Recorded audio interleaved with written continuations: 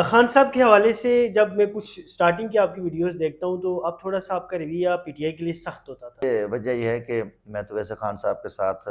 2014 میں چلا ہوں۔ پاکستان کی تاریخ کا ایک بہت بڑا دن تھا جہاں بڑے بڑے فیوڈل جو ہے نا، بڑے بڑے مافیا اور بڑے بڑے سرمایہ دار جگیردار شکست کھا گئے۔ جو بزدار صاحب تھے، باقی لوکل لوگ تھے، انہوں نے ہمیں پھر وہاں انتقام کا نشانہ بھی بنایا علاقے سطح پہ۔ تو غلام والا ہم نے کہا کہ جو مشن تھا ان کا، اس مشن سے ہٹ گئے تو ہمیں لوگ یقیناً، میں آپ کو بڑی بات بتاؤں، لوگ ہمیں ماں بہن کی گالیاں بھی دیتے ہیں۔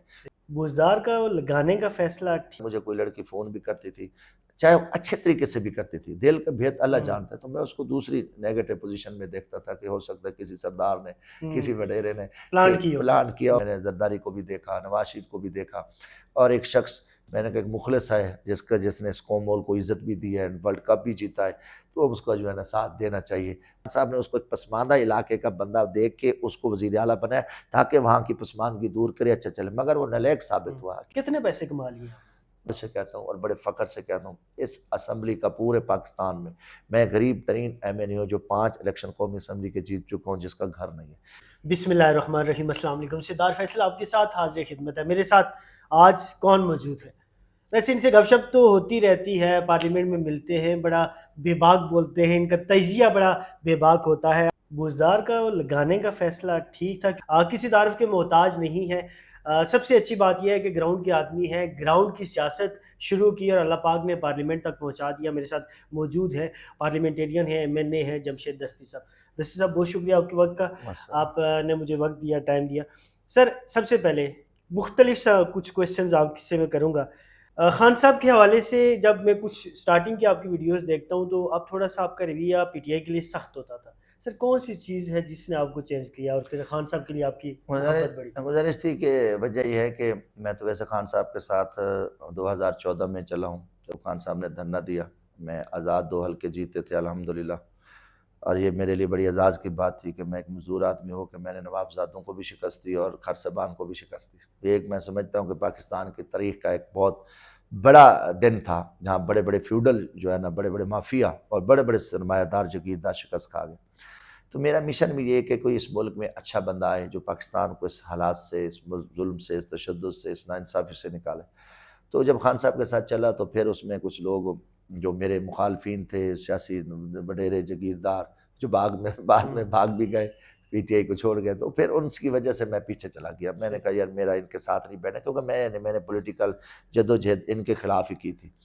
تو اس پہ پھر بلامالہ، کیونکہ وہاں جو بزدار صاحب تھے، باقی لوکل لوگ تھے، انہوں نے ہمیں پھر وہاں انتقام کا نشانہ بھی بنایا علاقے سطح پہ۔ تو بلامالہ ہم نے کہا کہ جو مشن تھا ان کا، اس مشن سے ہٹ گئے تو ہمیں لوگ یقیناً، میں آپ کو بڑی بات بتاؤں، لوگ ہمیں ماں بہن کی گالیاں بھی دیتے ہیں۔ بزدار کا جو فیصلہ خان صاحب نے کیا، خان صاحب کا فیصلہ بزدار کے لیے اس لیے صحیح تھا، واللہ میں نے کبھی انتقام نہیں لیا، کبھی سوچا نہیں۔ لیڈر رہا ہے، اگر عوامی نمائندہ، اس کو چیزیں برداشت کرنی چاہیے۔ تو تنقید میری جو ہے نا برائے اصلاح ہوتی تھی اور ضرور کی ہے۔ اس کے بعد جب میں یہاں آیا خان صاحب کے ساتھ، تو جب خان صاحب یہ حالات دیکھ کر، یہ سارے اس ٹائم نکل رہے تھے، خان صاحب نے کہا کہ جی نہیں، میں پاکستان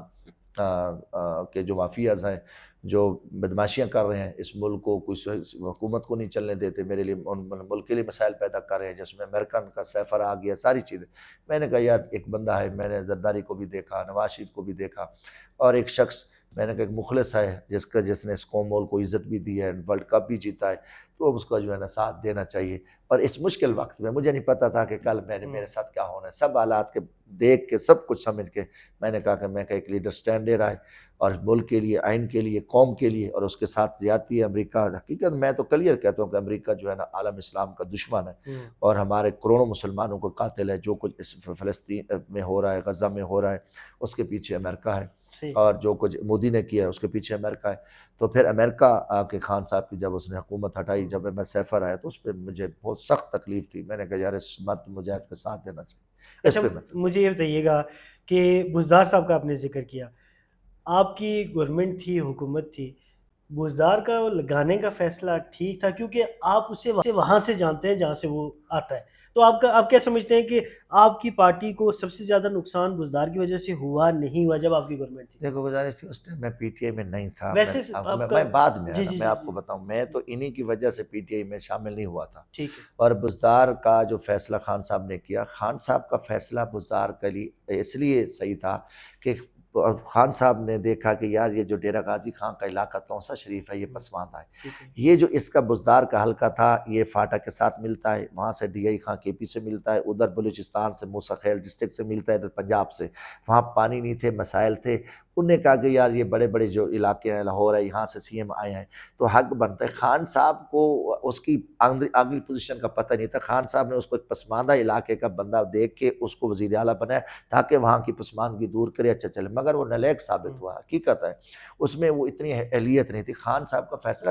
اس پہ تک اس علاقے کا جو سریکی بیلٹ ہے یہاں مسائل ہے، غربت ہے، تو اس کو بھی آگے لے کے وہاں صحت بہتر ہو، تعلیم بہتر ہو، مگر وہ اس لیول کا بندہ نہیں تھا، تو اس لیے بزدار نے کوئی کام نہیں کیا، اس نے اپنا فائدے لیے۔ وہاں کام ہوا ہے ویسے آپ نہیں کے؟ کوئی کام نہیں، کوئی کوئی کام خاص نہیں کام نہیں، اس کا جو ایک توسا شریف ڈسٹرکٹ تھا اس نے نوٹیفیکیشن جاتے جاتے کیا، وہ ابھی تک اس پہ امپلیمنٹ نہیں ہو سکا، کوئی وہاں کام نہیں ہوا۔ اور وہاں پہ جو ان کے باقی جو لوگ تھے ان کے مقامی ایم این اے تھے خواجہ شیراز صاحب، باقی ان کو بھی انہوں نے انتقام کا نشانہ بنایا، اور کوئی مار دھاڑ کے علاوہ اس نے کوئی کام نہیں کیا۔ کوئی چیز ہوتی تو آپ کو نظر آ جاتی، کہیں بھی یہ چیزیں چھپتی تو نہیں، وہاں چھوٹی موٹی کو سڑکیں بنائی وہ بھی پھر چھٹی ہو گئی ان کی، وہ بارش آئی فلڈ آیا تو ختم ہوگی۔ آپ ایم این اے ہیں، آپ سیاستدان ہیں، بڑے پیسے کماتے ہیں، یہ بڑے بڑے کہا جاتا ہے کہ ان کے پاس کھربوں روپے کی دولت ہوتی ہے، کتنے پیسے کما لیے آپ؟ ظاہر شیخ جی کہ سیاست میں تو آپ کو بتائیں کہ ہماری یہ سیلری ہے جو ابھی 5 لاکھ کچھ روپے دے رہے ہیں، پہلے تھی کوئی 2 لاکھ روپے جی کے قریب تھی، ہمیں ٹی اے ٹی اے ملتے ہیں، جی اور کوئی اضافی چیز نہیں ہوتی۔ ٹھیک ہے سیاستدان کے پاس جو مال دولت ہے، پہلی تو بات ہے کہ زیادہ تر سرمایہ دار لوگ ہوتے ہیں، جگیردار آتے ہیں جن کے پیچھے باپ دادے کی جدادیں ہیں، زمینیں ہیں، مربع ہیں، جاگیر ہے محلات ہیں، جگیریں ہیں۔ کم لوگ ہیں جو ہم جیسے، ٹھیک میں ہے اب سمجھتا ہوں اس ٹائم میں بڑے دعوے سے کہتا ہوں اور بڑے فخر سے کہتا ہوں، اس اسمبلی کا پورے پاکستان میں غریب ترین ایم این اے ہوں جو 5 الیکشن قومی اسمبلی کے جیت چکا ہوں، جس کا گھر نہیں ہے۔ یہ اچھا میں چیز اللہ کو شہد کر کے اللہ کی ذات کو کوئی دھوکہ نہیں دے سکتا، اور جھوٹے پہ اللہ نے لعنت کی ہے، صحیح ٹھیک ہے نا۔ بالکل میرا یہ جو سیلری ہے میرا اس پہ گزارا نہیں ہوتا، میں چند دوست احباب ہیں جو محبت کرتے ہیں، جنہیں کوئی میرے سے لالچ نہیں ہے، نہ کوئی ٹھیکیدار ہے، نہ میں ان کو کوئی فائدہ دیتا ہوں، وہ اس میرے دور کو مجھے سپورٹ کرتے رہتے ہیں کہ بھائی یار کوئی اس کی حالت کو تو ان کو پتہ ہے۔ میرے نہ باپ میرے والد کی، جب میری دادے کی کوئی زمینیں نہیں تھی، اگر دیکھیں میرے حصے میں ایک مرلہ بھی نہیں ہے، والدہ ایک میرا کچا چھوٹا سا مکان وہ چھوڑ گئیں، اور جو میری والدہ تو وہ میرے نام پہ کھڑا ہے، مثلا وہ نام پہ نہیں ہے، میری والدہ کے نام پہ تھا، ایک کمرہ ہے بس، میں شہر میں کرایہ کے دفتر پہ رہتا ہوں، میں وہاں کرایہ کا دفتر بھی ہے، اوپر میرا گھر بھی ہے، تو جو میں نے کرایہ دیتا ہوں اس کا۔ تو یہ چیزیں جو ہے نا، سیاست میں کمیشن ہے، ایک ڈیولپمنٹ فنڈ ملتا ہے جو کہ ایم این اے کی یا ایم پی اے کی جب منسٹر کی ریکمنڈیشن ہوتی ہے وہ آگے کسی ٹھیکیدار کو دیتا ہے، یا اس میں ان کو کہتے ہیں جی مجھے 10%، اب جو ہے نا اس کے ریٹ جو ہم سن رہے ہیں 40-50 چاہے اپنا 26-30-40% ہوتا ہے، جی آپ نے کروڑ روپے کا فنڈ دیا تو مجھے اتنے پیسے دینے، یہ ضرور حصہ لیتے ہیں۔ پٹواری لگایا اس سے پیسے لیتے ہیں، کوئی ایس ایچ او لگوا دیا اس سے پیسے لیتے ہیں، کئی ماضی میں کوئی نوکریاں سفارش تھی یا تبادلے تھے یا کسی کو اچھی پوسٹ پہ لگوانا ہے ان سے ان کی مکا ہوتی ہے، یہ چیزیں ہیں، یہ سچی بات ہے، یہ ماننا پڑے گا، یہ لوگ ہیں، اور اس لیے ان کی محفلیں بھی ہوتے ہیں، شراب و کباب بھی چلتے ہیں، وی وی آئی پی پروٹوکول بھی ہیں، بڑے بنگلے بھی ہیں، گاڑیاں بھی ہیں، ان کے پھر ان کو دیکھیں ویسے وابڈا ہے جو حکومت میں بیٹھے ایکسیان ہے، ایس سی او بجلی چوری کریں، ان کو کوئی نہیں پوچھتا، کیونکہ ان کے اگر ایک بڑا بزنس مین ہے، ایم این اے ہے، اب آپ دیکھیں کہ ان کی فیکٹریاں چل رہی ہیں، ٹیکس نہیں دے رہے، کسی انکم ٹیکس آفیسر کی، کسی کسٹم والے کی، کسی ایکسائز والے کی ضرورت ہی نہیں ہے کہ وہ وہاں جا کے اس کی جو ہے نا وہ کرپشن کو پکڑے یا اس کی چور بازاری کو پکڑے یا ٹیکس چوری کو پکڑے، چاہے اگر کھلا ڈھاکہ ہوتا ہے اسے پتہ ہے مجھے ٹرانسفر کرا دے گا۔ اکثریت اب پاکستان میں سیاست نہ وہی جیسے انگریز پرانا نظام چھوڑ گیا، وڈیرا بیٹا ہے، وڈیرے کے بعد بزنس مین ہے، بزنس مین بھی اپنا تحفظ کر رہا ہے کہ اگر وہ بجلی چوری کرے، گیس چوری کرے، کئی کیس ہیں تو اس کو تحفظ ہے، اور زیادہ تر جو ہے نا کوشش کرتے ہیں کہ کسی نہ کسی چیز حکومت کا حصہ ہوں، اور وہ اپوزیشن میں نہیں بیٹھتے۔ تو میں بارہ چیزیں دیکھ تو رہے ہیں، اس کے بارے میں بولا بھی ہے، تو یہ جو سیاستدان مزیاں کر رہے ہیں اور پیسہ بھی انہی کا جو اربوں پتی ہیں، تنخواہ بھی انہی کی بڑھائی گیا ہے، آپ حیرت کی بات ہے، ان کو تو شرم آنی چاہیے تنخواہ نہ لیں، کم از کم یہ تو دیکھیں کہ اب پہلے اچھا پھر دیکھو آپ تنخواہ بڑھا رہے ہو،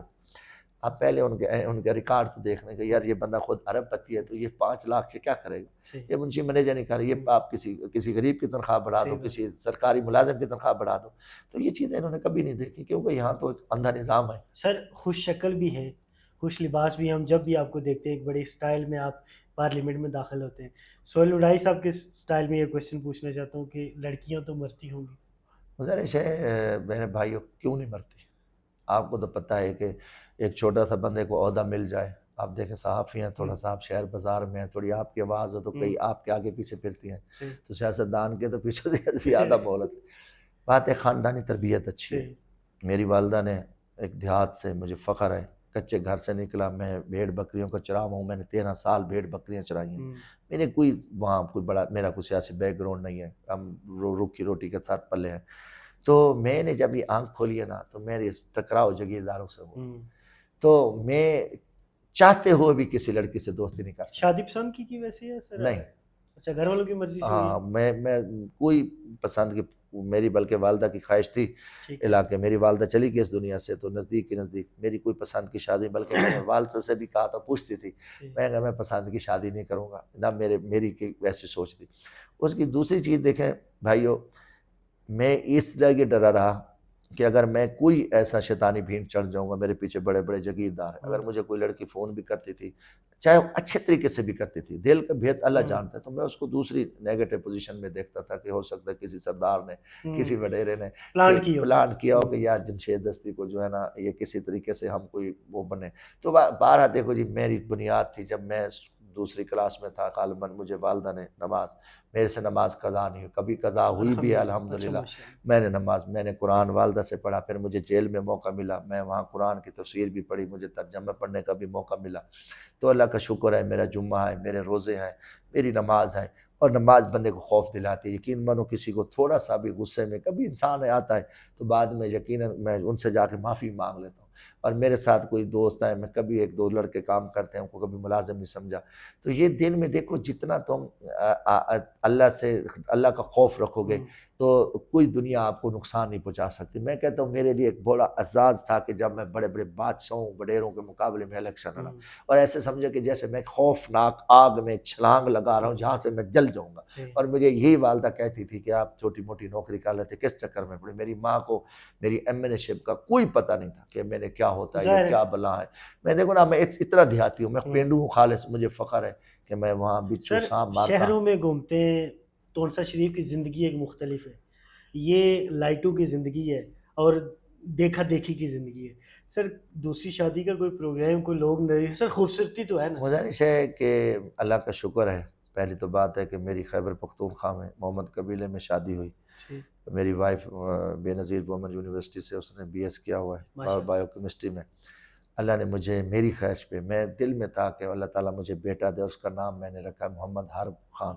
اور حرب مانے جنگجو، عرب کا لفظ ہے۔ پھر میں نے دعا کی کہ یا اللہ مجھے ایک بیٹی دے، تو میں نے اپنی، اللہ نے مجھے بیٹی دی ہے، 6 ماہ کی ہے، اور اس کا نام میں نے رکھا ہے عائشہ فاطمہ خان۔ تو میں اتنا سنبھال رہا ہوں، میرے لیے ایک بڑی بات ہے۔